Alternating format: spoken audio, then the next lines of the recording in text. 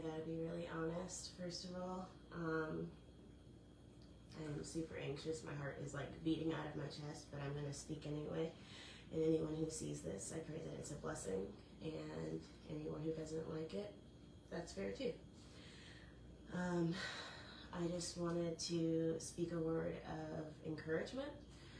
I've noticed lately that on my page, I see a lot of people who are sharing stories, more than I've ever really seen in the age of social media. And it is so inspiring. And I was thinking just a couple of days ago about how we follow, celebrity stories. We know what's happening in our favorite celebrities' lives. Like if, you do that. I don't. Honestly, I try to avoid anything that like that. But there are people who will follow their favorite celebrity and they want to know, everything that's going on in their life. Who are they with? Who are they seeing? What are they dealing with? What are they wearing? And these are people who don't even care about you. These are people who don't even know you exist. But when it comes to the people in our own lives, you start to speak up about something you're struggling with and it's immediately like, nobody cares. Who are you? You're a nobody.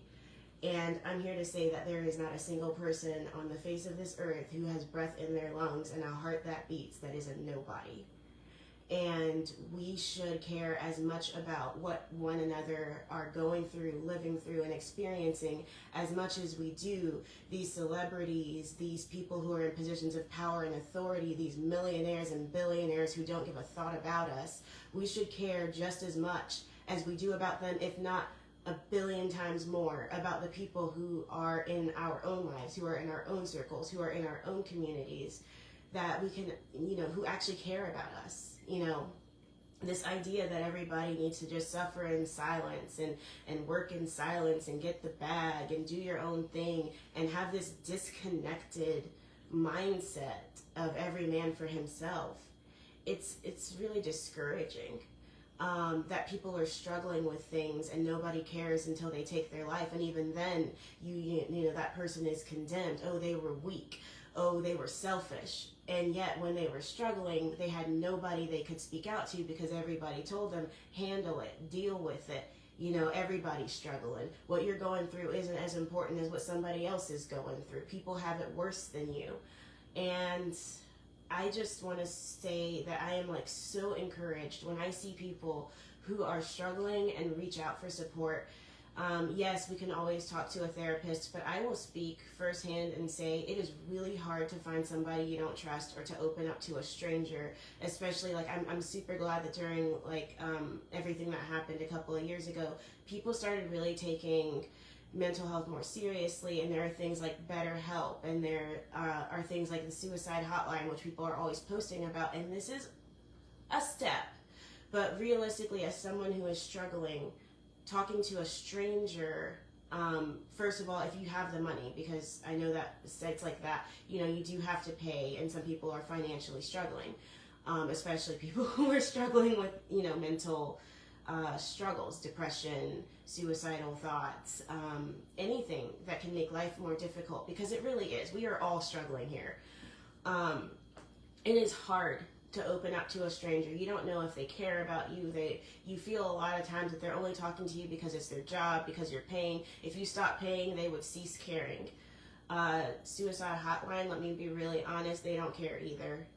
For a lot of us who have called and been hung up on, for a lot of us who have been called and given not so great advice, not so great support, really what we need is the people in our lives to care.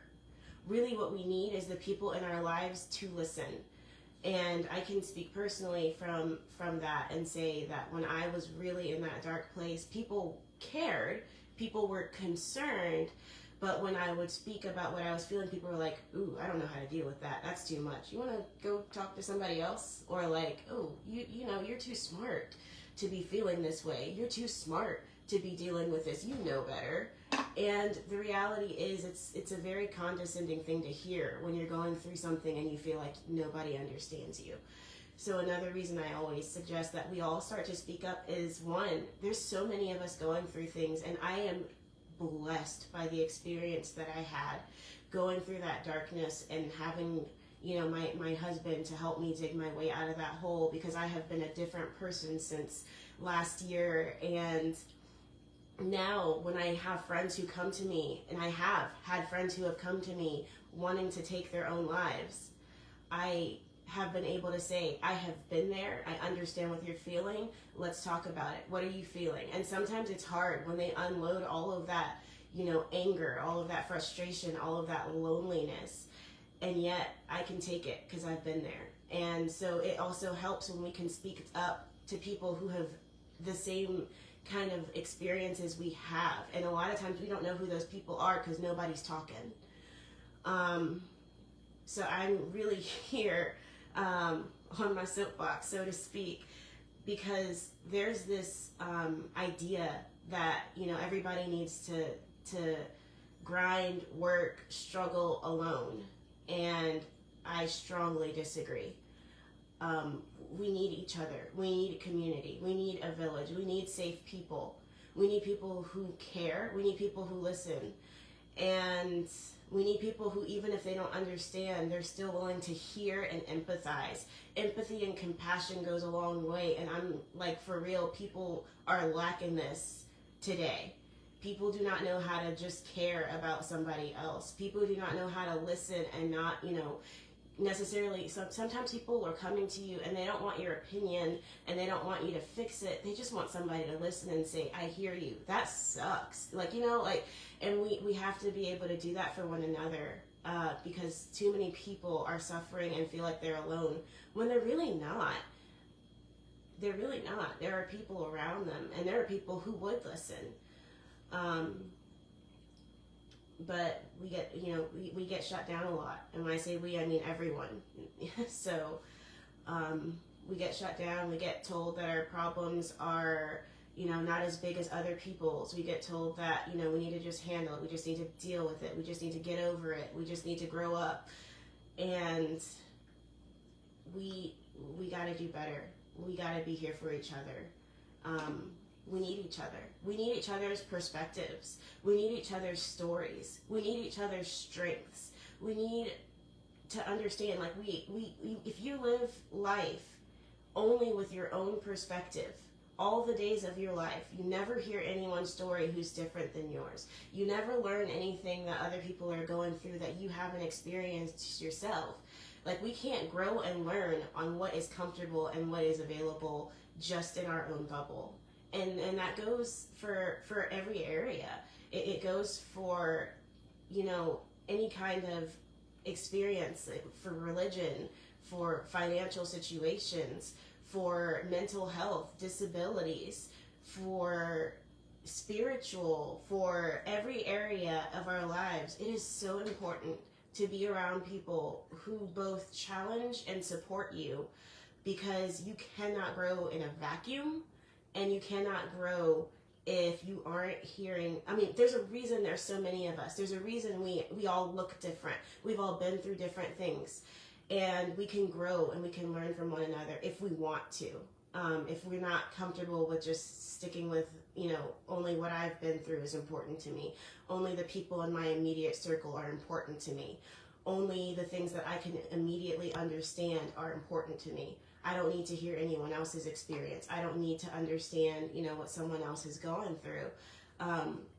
You can live your life with tunnel vision and you will never grow. You will never be able to empathize with another person. You will never be able to show compassion outside of what is normal to you. And that's a really sad place to be, because there is such a diversity of people, and every single person needs to feel valued, loved, and respected. Like, a lot of the violence that we see comes from people who have always had to fight for their own self, to look out for themselves, who have never felt community, never felt support. It is very rare that people who grow up feeling loved, feeling understood, feeling valued, feeling heard, feeling respected, grows up and hurts other people. A lot of the things that we've been through have been perpetrated upon us by people who have the, you know, this lack of belonging and community. And there are outliers, obviously. There are people who don't fit that. But like all of it, like we need one another. We are, as people, are social beings. You know, you don't see social animals, like even in nature, living in a vacuum. And we are social creatures. That's why we strive for things like social media and social connection and community and structure and all of this, but we use it sometimes to disconnect from one another rather than to connect. So I just wanted to share just a couple of things, because again, I feel so encouraged when I see friends with disabilities that nobody really thinks about speaking up about how, you know, they're about what their lives are like. And I know that some people are like, oh my gosh, stop talking about it already. And cool, if that's your perspective. But it's really awesome that somebody is speaking up and that someone else who has been through that can see that they're not the only one, and that somebody else who has never been through that can see, oh my gosh, I didn't recognize that. I didn't know that this was a part of something that they lived with on their daily lives. I didn't know that this was a part of that struggle. I'm so glad to learn that this is something I can do to help. And so yes, there will always be people who are like, oh, just, you know, shut up. Why don't you just shut up and deal with it? And then there are going to be people who are like, oh wow, I genuinely did not know that. And I'm glad that somebody said something. And so I'm hoping that we can speak up and experience more of that, the latter rather than the former, because we really, I mean, I grew up, my mother was 15 years old when she gave birth to me. She was a prostitute and she was a drug addict. And I learned how to fend for myself from a young age. She brought abusive men into the house. And they always were, you know, beating her. And that was what I grew up watching. That's what I grew up thinking our relationship looked like. That one day I would grow up and I would have to be promiscuous in order to get respect. I would have to get used to having men who yell at me and hit me. That was what I saw. So that was what I expected to grow up and experience. I grew up in foster care, and I had foster parents who were great, and I had foster parents who were like, oh my gosh, how are they even human? I lived for 3 years with a woman who called herself a Christian, who said that she represented the heart of God, and yet she had 7 children in her home at all times. And she was so physically abusive. And when I say she would beat us, I don't mean, oh, she got a leather belt. I mean, she would kick us. She would punch us. She would slam our faces into one, you know, she would headbutt our faces into each other. She would slam our heads against the ground. She would starve us. And I was there from the ages of 7 to 9. And so, you know, I had this kind of upbringing where, you know, there was always danger. There was never safety. I couldn't trust the adults in my life. And I was on my own trying to protect my little brother, because if I could keep him from taking the abuse, you know, then it was better for me to take it than for him to take it, because he was younger, because he looked up to me, because I saw myself as a protector for him. And moving on from there, you know, we got adopted by our parents, who were a gay white couple. You know, we had no idea what it was like to be with white people. We had no idea what it was like to be in a community where, you know, people were gay, people were trans, people were different than the norm. And growing up in these like ultra Christian, you know, mind spaces, it was a very polarizing thing.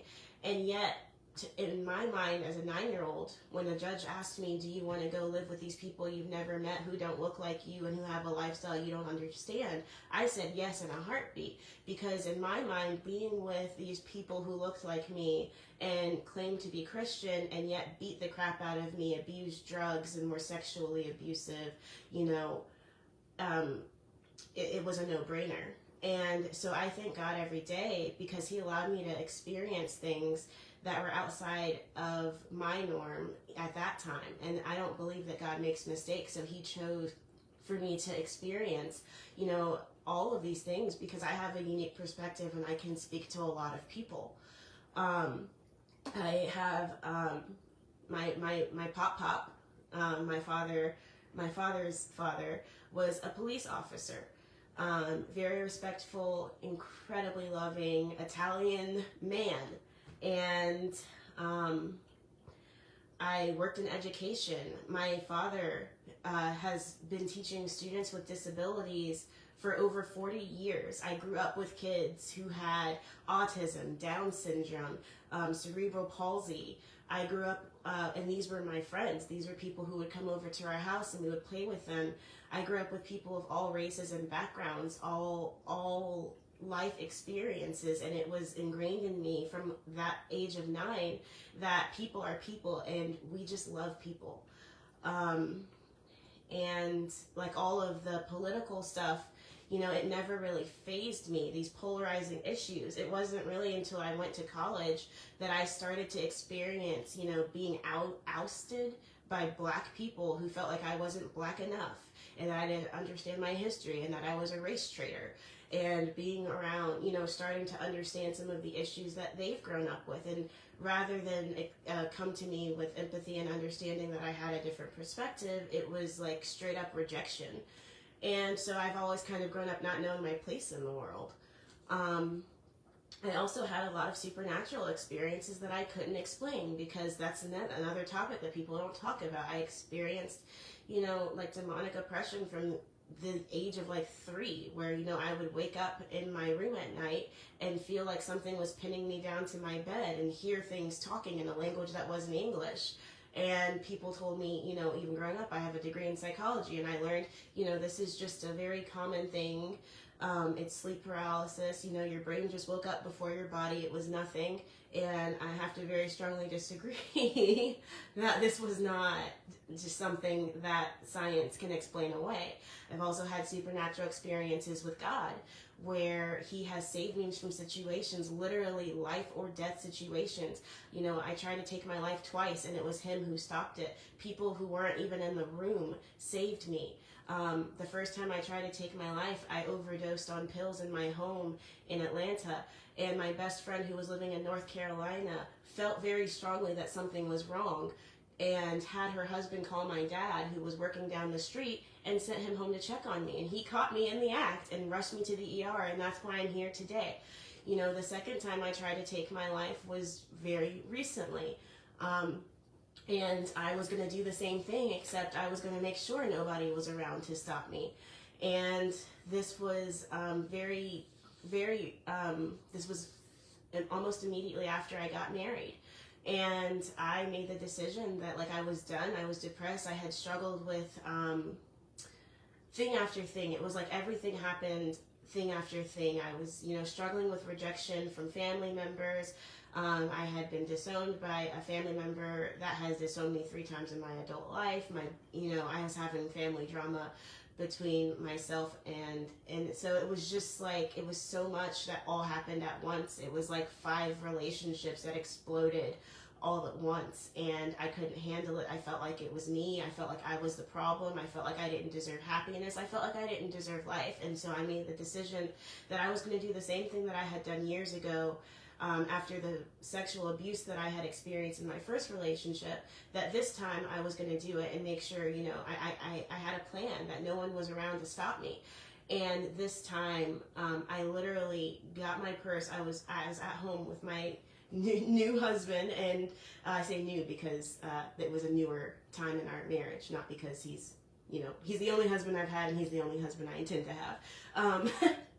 But I got my purse and I got my car keys, and I was getting ready to walk out the front door, and he comes out of the bedroom and says to me, "Not tonight.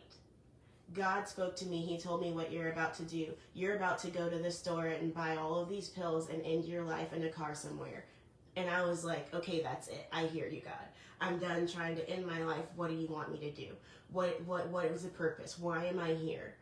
And so when I say that nobody can tell me God doesn't exist, he has literally saved my life twice from myself.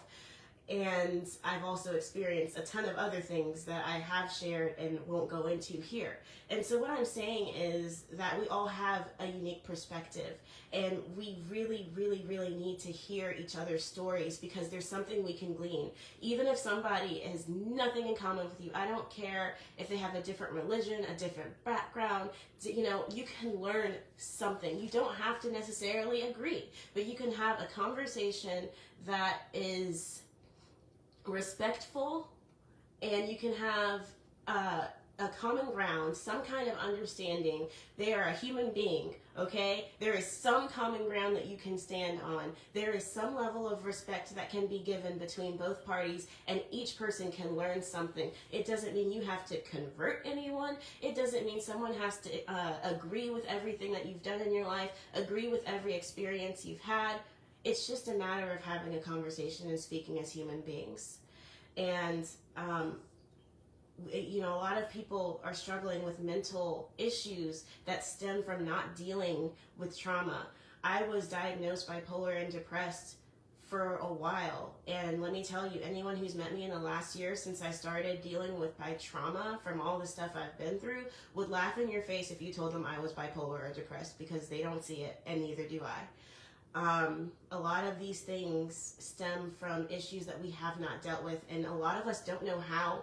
First of all, we have trust issues, okay? We don't trust the doctors. We don't trust the people in our lives, and we have to find a person we can trust, people we can trust, a community we can trust, with people who are not going to judge us, not going to gossip about us, not going to talk about us behind our back, who are going to listen and actually care. Again, you don't have to have the answers. Honestly, just listening and caring is what most of us have been missing.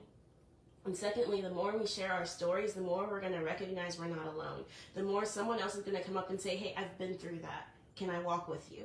Hey, I understand that. I know somebody else who's going through that. And one of the reasons we don't get support is because we don't speak up. We don't know other people who are going through it. We feel like we're alone. And I'm going to tell you straight up right now, not true. Lies. There are so many people struggling with depression, suicide. There are so many people struggling with feeling isolated, feeling unloved. And I'm telling you, it goes from every community, every religion, every sexual orientation, every background. There are people who feel alone, and you are not. So I would just encourage you to start sharing your story. If you're not, feeling safe to share it on social media, share it with someone in your life. And we need to start having that community, and we need to have that support. And I know some people come to social media for cat memes and all that, but I see it as an opportunity to be social and have community. And one of those is to talk about these things that people simply don't, and to give people a safe place to be themselves. And so people aren't going to like it, and that's okay, but that's what I use my social media for. I pray that everyone has an amazing, amazing day. Please never feel alone. Please never feel like you don't have a safe place. Please never feel like there's nobody in the world who can understand you, because I guarantee you there's somebody who does and somebody who cares. And I don't care what you're struggling with, you matter. Your story matters. Your experiences matter. Your pain matters. Your joy matters. It matters. You matter 100%. Have a blessed day.